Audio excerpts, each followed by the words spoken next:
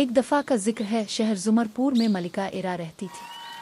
اس کی خوبصورتی کے سب دیوانے تھے۔ اس کے سنہری بال اور ہر بال اس کی غلام تھے، چمک سے پورا محل روشن ہو رہا تھا۔ بچپن میں اس نے اپنے ماں باپ کو کھو دیا تھا اور اس کی 3 چھوٹی بہنیں ویرازا اور پیا اس کی پوری دنیا بن گئیں۔ وہ صرف ایک ملکہ نہیں تھی بلکہ اپنی بہنوں کے لیے ماں باپ اور محافظ بھی تھی۔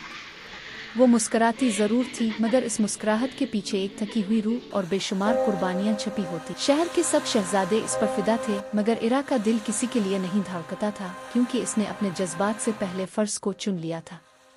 اس کی زندگی کا مقصد اپنی بہنوں کی حفاظت اور اپنی ریاست کی خدمت تھا۔ ایک دن اس کی بہن ویرا نے اسے بتایا کہ ایک شہزادہ کامیار اس سے شادی کرنا چاہتا ہے۔ اگلے دن وہ محل آیا۔ اس کی آنکھوں میں سچائی اور لہجے میں احترام تھا، مگر ایرا نے محبت کی بات سننے کے بعد غصے سے وہاں سے چلی گئی۔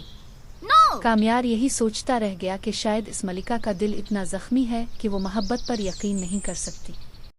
کچھ دن بعد ایرا اپنی بہنوں ویرازا اور پیا کے ساتھ جنگل گئی۔ جنگل میں وہ خوشی سے کھیل رہی تھی، لیکن ایرا کی سب سے بڑی غلطی یہ تھی کہ وہ گارڈ ساتھ نہیں لائی۔ لیکن اچانک ان کو شیر کی آواز سنائی دی۔ آواز سن کر ڈر گئے۔ کچھ جنگل جانور نظر آنے لگے۔ راستے میں وہ ان سے ڈر کر بچ کر چل رہی تھی۔ ایرا آگے آگے، ویرا اور چھوٹی بہنیں پیچھے پیچھے۔ پھر اچانک ان پر حملہ ہو گیا۔ چاروں بہنیں خوفزدہ ہو گئیں اور بھاگنے لگے۔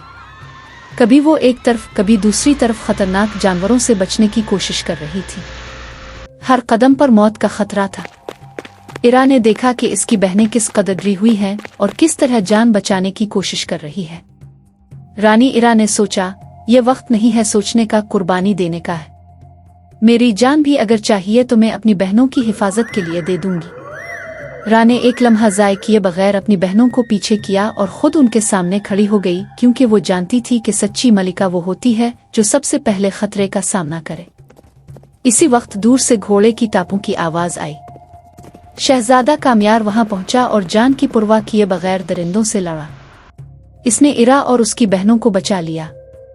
ایرا کی آنکھوں میں آنسو آ گئے۔ اسے پہلی بار احساس ہوا کہ کوئی ہے جو اس کی ذمہ داریوں کو بھی اپنی ذمہ داری سمجھتا ہے۔ اس نے کامیار کو گلے لگا لیا۔ محل واپسی پر پورا شہر خوشیوں سے بھر گیا۔ کچھ ہی دنوں بعد ایرا اور کامیار کی شادی ہو گئی اور یوں ایک خاموش دل والی ملکہ کو وہ ہمسفر مل گیا جو اس کے دکھ، اس کی جنگ اور اس کے فرض سب میں اس کا ساتھ دینے والا تھا۔